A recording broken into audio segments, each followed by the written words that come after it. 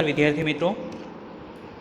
ધોરણ 8 વિષય સામાજિક વિજ્ઞાન જે આપણું નવું પાઠ્યપુસ્તકની જે આવૃત્તિ આપેલી છે તેમાં પહેલો પાઠ છે આપણે ભણી ગયા છીએ। પાઠ નંબર 2 છે ભારતમાં બ્રિટિશ શાસન, તો કે ઈસવીસન 1757 થી ઈસવીસન 1857 સુધીનો સમયગાળો છે।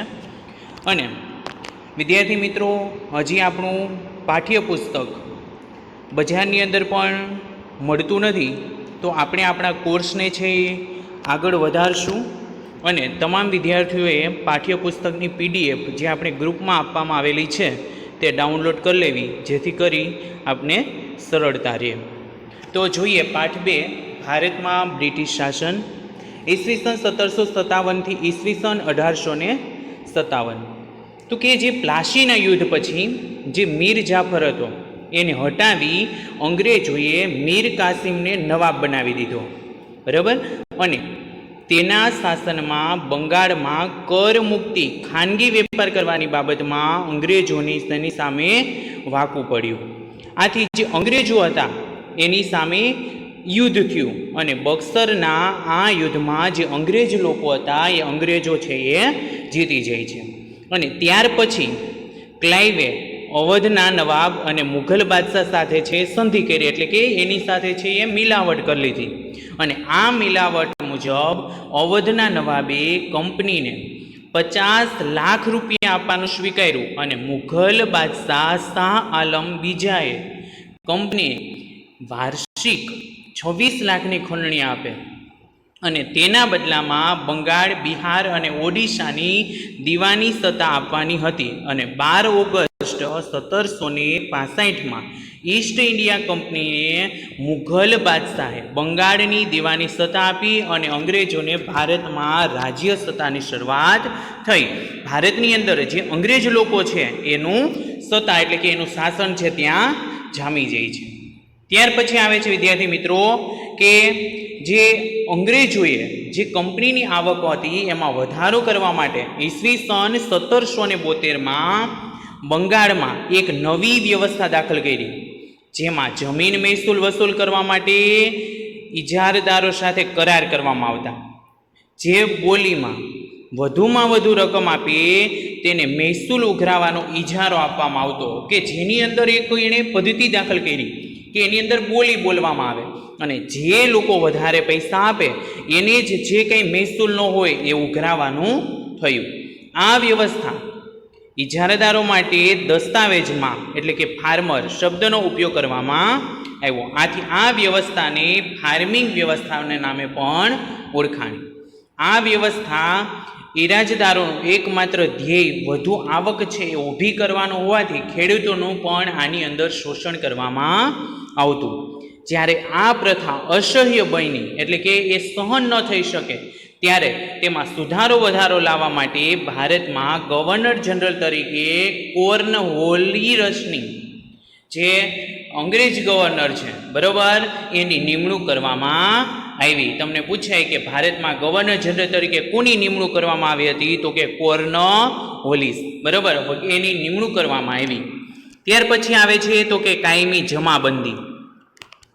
તો કે જે કોર્નવોલિસ છે ગવર્નર જનરલ હતો ત્યારે ઈસવીસન 1793 ભારતમાં કાયમી જમાબંધી છે દાખલ કરવામાં આવી। હવે એની અંદર શું હોય તો કે જમીનદારોને જમીનના અને જમીન મહેસૂલના જે હક આપવામાં આવ્યા તેમણે સરકારના એજન્ટ તરીકે કામ કરવાનું હતું, આ પહેલું। અને બીજું તો કે જમીનદાર હતો એણે જમીન મહેસૂલના 9 ભાગ સરકારને જમા કરાવવા અને 10મો ભાગ મહેનતાના તરીકે પોતાની પાસે રાખવો।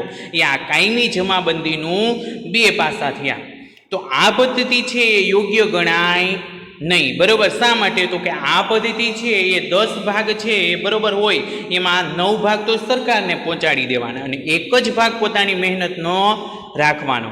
તો એની અંદર કેનું શોષણ થાય, તો કે ખેડૂતોનું, બરાબર। તો આ પદ્ધતિમાં ખેડૂતોનું શોષણ થતું હતું, કારણ કે તેને નિશ્ચિત કરેલું મહેસૂલ જમીનદારોને આપવું પડતું હતું અને જમીનદાર તેના ઉપર જુલમ કરી પણ મહેસૂલ છે એ વસૂલ કરતો।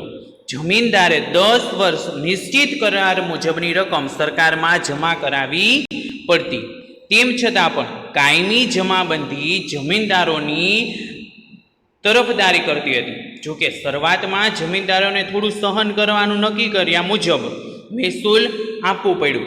જે મહેસૂલના ભરી શક્યા તેની જમીન પણ છે એ લોકો જપ્ત કરી લેતા, કે જે લોકો છે એ જમીનનું મહેસૂલ ના ભરે, કર ના ભરે, એની જમીન છે એ ખરીદી લેતા. અને સરકારને ખેડૂતના વિકાસમાં પણ જરા પણ રસ હતો નહીં. આવી અંગ્રેજ સરકાર છે એવી હતી કે ખેડૂતો છે એ આગળ વધી શકે નહીં. પરિણામે બંગાળ ખેડૂતોના ઘણા વિદ્રોહો થયા અને અન્ન ભંડાર તરીકે ઓળખાતું બંગાળ છે એ કંગાળ બની ગયું. અને ત્યાર પછી બીજી પદ્ધતિ આવે છે. પહેલી પદ્ધતિ આપણે જોઈ વિદ્યાર્થી મિત્રો કઈ હતી તો કે કાયમી જમાબંધી. ત્યાર પછી બીજી પદ્ધતિ આવે છે રેયતવારી પદ્ધતિ. ઈસવીસન 19મી સદીની શરૂઆતમાં ઈસવીસન 1820માં મુંબઈ અને મદ્રાસ એટલે કે ચેન્નાઈ જે વિસ્તારની અંદર રેયતવાળી પદ્ધતિ લાગુ કરવામાં આવી, બરાબર. અને તેના પ્રણેતા કોણ હતા તો કે થોમસ મુનરો હતા. તમને પ્રશ્નની અંદર પૂછાય કે રેયતવાળી પદ્ધતિ છે એના પ્રણેતા કોણ હતા તો કે થોમસ મુનરો, બરાબર. તે સમયની અંદર જોઈએ તો કે તે સમયે તેઓ મદ્રાસના ગવર્નર તરીકે ઓળખાતા હતા. મદ્રાસના ગવર્નર કોણ હતા? અંગ્રેજ વ્યક્તિ હતો. કોણ હતો તો કે થોમસ મુનરો, બરાબર. અને આ પદ્ધતિમાં શું હતું તો કે આ પદ્ધતિમાં જમીન ખેડનારને જમીનનો માલિક બનાવવામાં આવતો. સરકારની શરત મુજબ ખેડૂતે જમીન મહેસૂલ ચૂકવવાનું હતું. અને આ પ્રથાથી જમીનની માલિકી હકનો કોઈ પણ ફાયદો થયો નહીં. તેના કારણો કયા કયા હતા તો કે પેલું કારણ શું છે તો કે જમીનનું વધારે પડતું મહેસૂલ. જો એની અંદર આ પદ્ધતિ હતી એમાં જો પહેલાં તો જમીન ખેડવા આપે એ જ એનો માલિક થઈ જતો, બરાબર. અને આ પ્રથાથી જમીનની માલિકી જે કોઈ વ્યક્તિ માલિક થયો હોય, બરાબર છે, એને કોઈ પણ પ્રકારનો ફાયદો થતો નહીં. હવે એ ફાયદો ન થવા માટેના કારણો કયા કયા હતા તમને પૂછાય. રૈયતવાળી પદ્ધતિમાં જમીન ખેડવા માટેના જે કંઈ માલિક હતો તેને ફાયદો ન થવાના કારણો કયા કયા હતા? તો પહેલું કારણ શું હતું તો કે જમીનનું વધારે પડતું મહેસૂલ. બીજું તો કે સરકારી છે ત્યારે જમીન મહેસૂલમાં વધારો કરવાનો હક ધરાવતી હતી. જ્યારે પણ પહેલું કારણ જમીનમાં વધારે પડતું મહેસૂલ ઉઘરાવું, બરાબર. પછી તો કે સરકાર ઈચ્છે એટલે કે સરકાર ગમે ત્યારે જમીનનું મહેસૂલ છે, કર છે એ વધારો કરતી. પછી તો કે કોઈ પણ સ્થિતિમાં અનાજ ન પાકે કે નાશ પામે તો પણ રહે તે જમીન મહેસૂલ તો આપવાનું જ. એટલે કોઈ પણ પરિસ્થિતિ જ્યારે સર્જાય કે ખેતરની અંદર પાક જ ન પાકે તો પણ જમીન મહેસૂલનો કર એ રાજ્યની અંદર આપવો ને આપવો. આ મુખ્ય 3 કારણો જવાબદાર હતા. કઈ પદ્ધતિમાં? રેયતવાળી પદ્ધતિની અંદર મુખ્ય 3 કારણો. પહેલું કારણ જમીનનું વધારે પડતું મહેસૂલ. પછી તો કે સરકારી છે ત્યારે જમીન મહેસૂલ વધારી હતી. પછી તો કે કોઈ પણ પરિસ્થિતિમાં અનાજ પાકે કે ન પાકે કે નાશ પામે પણ તો પણ મહેસૂલ આપવું પડતું. ત્યાર પછી વિદ્યાર્થી મિત્રો ત્રીજી પદ્ધતિ આવે છે મહાલવારી પદ્ધતિ. મહાલવારી પદ્ધતિનો અમલ ઉત્તર અને પશ્ચિમ વિભાગની અંદર અને મધ્ય ભારતના કેટલા પ્રદેશોની અંદર થયેલો. હોલ્ટ મેકેન્ઝી નામના અંગ્રેજ અધિકારીએ ઈસવીસન 1822માં આ પદ્ધતિ અમલમાં કરેલી. કઈ તો કે મહાલવારી પદ્ધતિ. કોણે કરેલી તો કે હોલ્ટ મેકેન્ઝી જે અંગ્રેજ અધિકારી હતો. ક્યારે કરેલી તો કે 1822માં. તમામ વિદ્યાર્થી મિત્રો ઈસવીસન આવે છે, કોણે કઈ પદ્ધતિ અમલમાં મૂકી એ તમામ વસ્તુ તમારે યાદ રાખવી પડશે, બરાબર. તો આ મહાલવાડી પદ્ધતિ છે એ હોલ્ટ મેકેન્ઝી નામના અંગ્રેજ અધિકારીએ ઈસવીસન 1822માં અમલવારી કરેલી. બ્રિટિશ મહેસૂલી દફતર એટલે કે રેકોર્ડમાં ગ્રામ અથવા ગ્રામના સમૂહ માટે મહાલ શબ્દનો ઉપયોગ થતો. જે ગ્રામ પંચાયત હોય અથવા તો ગ્રામ હોય, બરાબર, અને ગ્રામનો જે કંઈ સમૂહ હોય એના માટે મહાલ શબ્દનો ઉપયોગ કરેલો. અને આ મહાલનું એક ગ્રામ અથવા તો ગ્રામનો સમૂહ હતો. આ પ્રથા અનુસાર મહેસૂલનું એક ખેડૂત ખેતર નહીં પણ સમગ્ર ગ્રામ કે ગ્રામની જમીનનો સમૂહનો સમાવેશ થતો. અને આ પદ્ધતિમાં ગામનું સર્વેક્ષણ કરી ખેતર અથવા ખેતરના ઉત્પાદનની આવક વગેરે ધ્યાનમાં લઈ જમીન મહેસૂલ નક્કી કરવામાં આવતું, એટલે કે એક જ ખેતરનું નહીં, આખા ગામનું છે એ પેલા સર્વે થાય, બરોબર, અને જે આખા ગામની જે કંઈ ઉત્પાદનની આવક થાય એને ધ્યાનમાં લઈ જમીન મહેસૂલ વઘારવામાં આવતો. આથી આ પદ્ધતિ મહાલવાડી પદ્ધતિ તરીકે ઓળખાય. જમીન મહેસૂલ વસૂલ કરવાની જવાબદારી કોને આપવામાં આવેલી? તો કે ગામનો મુખી એટલે કે ગામનો સરપંચ એટલે કે ગામનો વડો. તમને પૂછાય મહાલવાડી પદ્ધતિની જવાબદારી કોને સોંપવામાં આવેલી હતી? તો કે ગામના મુખીને. એટલે કે અંગ્રેજોએ પરંપરાથી ચાલી આવતી જમીન મહેસૂલના મૂળભૂતમાં ફેરફાર કર્યો.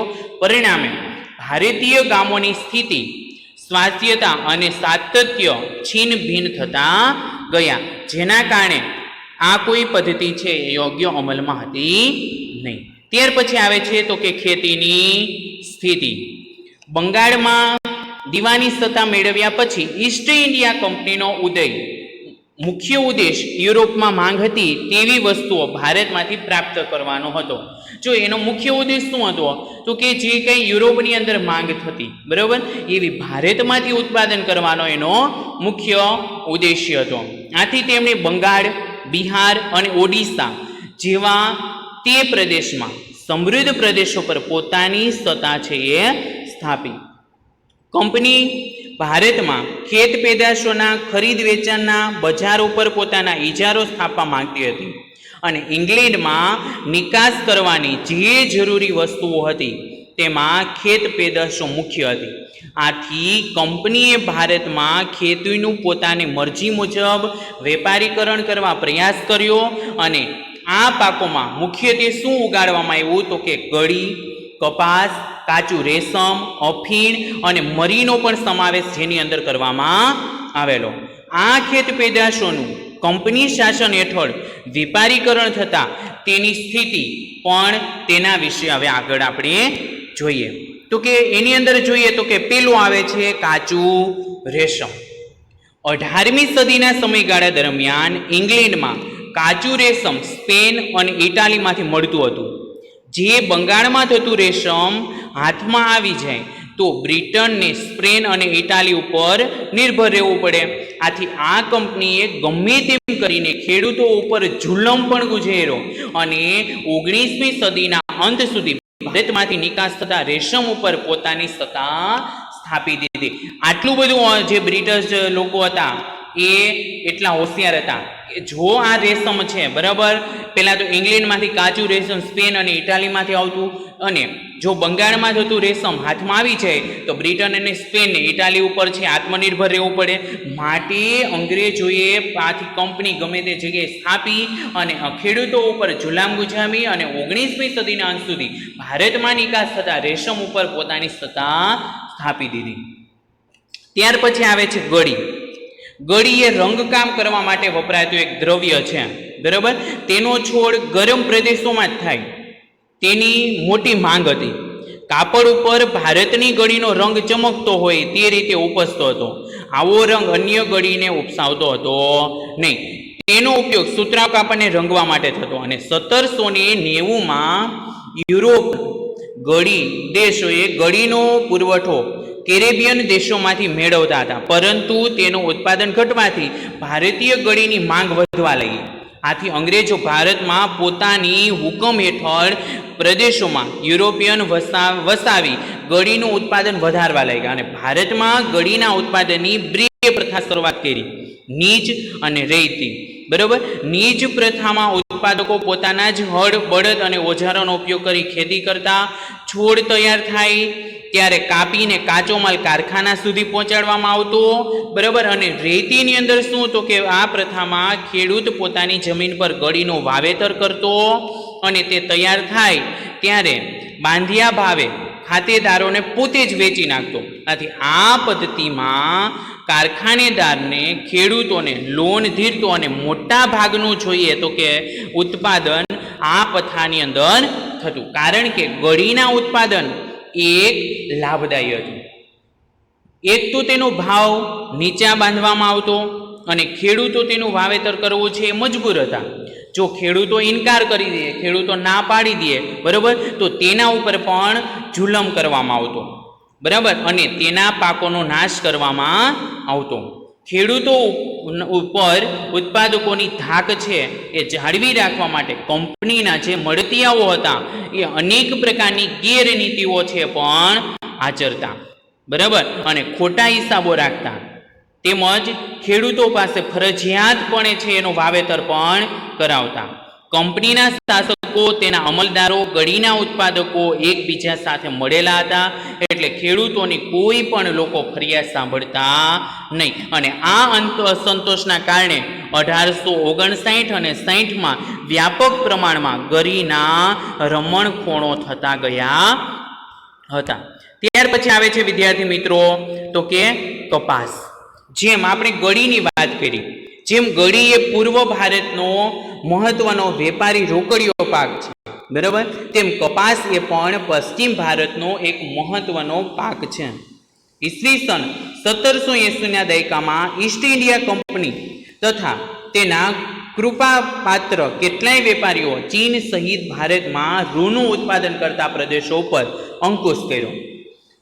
કંપની ખેડૂતો તે વખતે બજાર ભાવ કરતાં ઓછા ભાવે કપાસ વેચવાની ફરજ પડી અને ખેડૂતોને કપાસના યોગ્ય ભાવ ન મળતા તેથી તેઓ પાયમાલ થતા ગયા, એટલે કે પોતાની પાસે વધારે છે પાકનું ઉત્પાદન થાય પણ પૈસા મળે નહીં.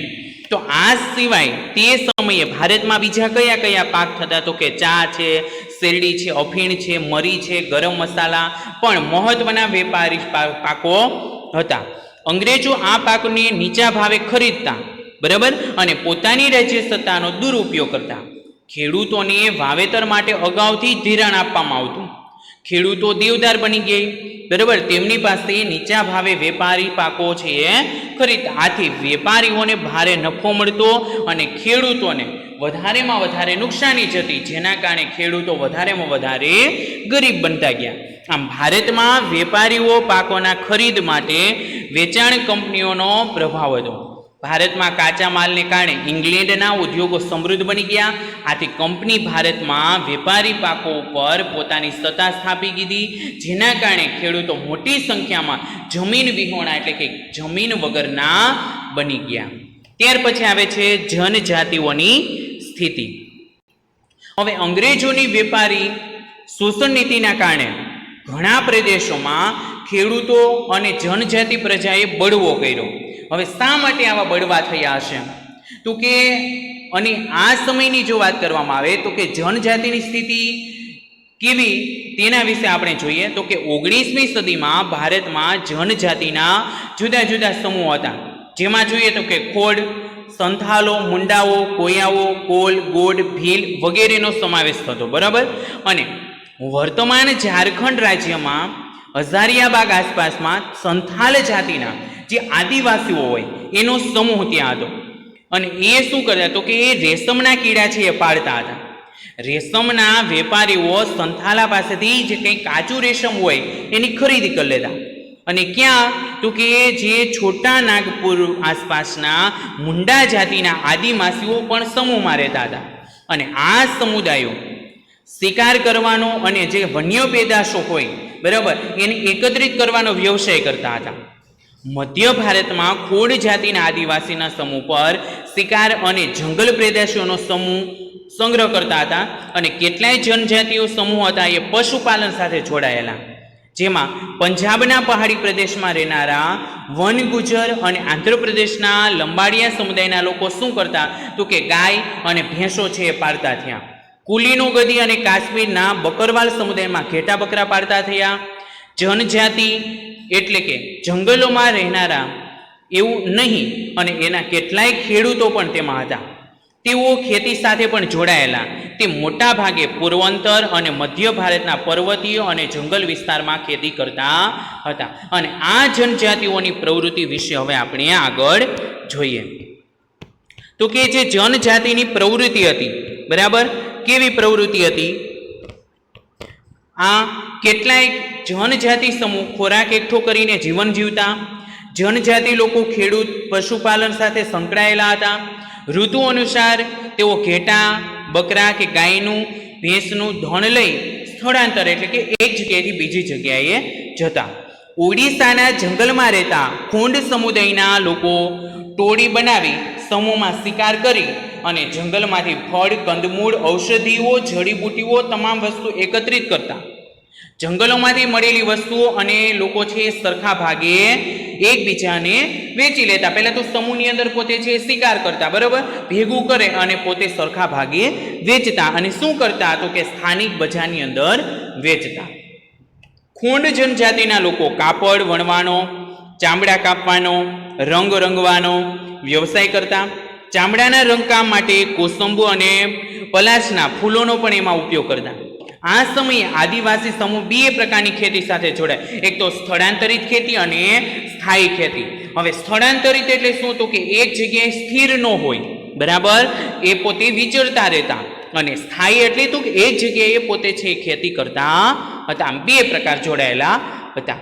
કેટલાક આદિવાસી સમૂહ સૂર્યનો તડકો જમીન પર પડે તે માટે જંગલોમાં વૃક્ષોની ડાળીથી કાપણી કરી તેમજ જમીન પરનું ઘાસ કાપી ખેતી માટે જમીન ખુલ્લી કરતા. જે વૃક્ષો તેના ઘાસની કાપણી કરી હોય તેને સળગાવી રાખીને જમીનમાં પાથરી રાખતા. રાખના પોટાશ હોવાથી જમીન છે ફળદ્રુપ બનતી. એક વખત પાક ઉગાડ્યા પછી તેઓ ત્યાં બીજી જગ્યાએ સ્થળાંતર કરતા, એટલે કે એક જગ્યાએ આ રીતે ફરીથી ખેતી કરતા હતા. તેને સ્થળાંતરીય ખેતી કહેવામાં આવે છે. એટલે કે એક જગ્યાએ ખેતી થઈ જાય પછી ત્યાં ખેતી કરતા નહીં. 19મી સદી પહેલા ઘણા જનજાતિ સમૂહો સ્થાયી ખેતી કરતા લાગ્યા. આથી તેઓ જમીનના અધિકારો પણ મળ્યા. એટલે કે સ્થાયી પોતાની જ જમીન થઈ ગઈ હોય ત્યાં પોતે રહેતા. જેમાં છોટા નાગપુરના મુંડાઓ અને ગોંડ અને સંથાલાનો સમાવેશ થાય છે. ઈસ્ટ ઇન્ડિયા કંપની જનજાતિનો વિકાસ ભયરૂપ લઈ ગયો એને. તેથી તેણે જનજાતિ સમુદાયને મુખિયાઓની સત્તા ઉપર કાપ મૂક્યો અને આ મુખિયાઓએ કંપનીના નિયમોનું પાલન કરવું પડતું અને નજરાણા આપવા પડતા. આથી તેમની સ્વતંત્રતા છીનવાઈ ગઈ, બરાબર.